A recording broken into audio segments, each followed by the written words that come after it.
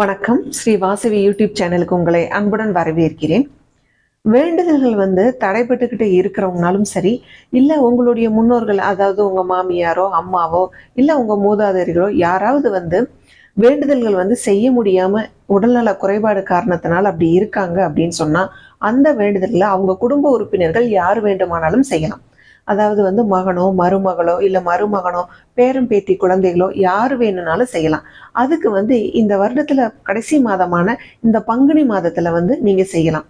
நிச்சயமா அடுத்து வரக்கூடிய சித்திரை மாதத்துல இருந்து நமக்கு நடக்கிறது எல்லாமே நல்ல விதமா நடக்கும். இந்த பங்குனி மாதத்துல வேண்டுதல்கள் தள்ளி போயிட்டே இருக்கு, ஆனா கண்டிப்பா நிச்சயமா செஞ்சிருவோம்னு நினைக்கிறவங்க ஒரு 11 ரூபாய் காணிக்கையை உங்க குலதெய்வத்துக்குன்னு எடுத்து வைங்க. நிச்சயமா தடைபட்டுக்கிட்டு இருக்கக்கூடிய வேண்டுதல்களும் சீக்கிரமா செய்யறதுக்கு நல்லதொரு வாய்ப்பை இறைவன் அருளால நமக்கு கிடைக்கும். இதை முயற்சி செஞ்சு பாருங்க. நிச்சயமா நல்லதே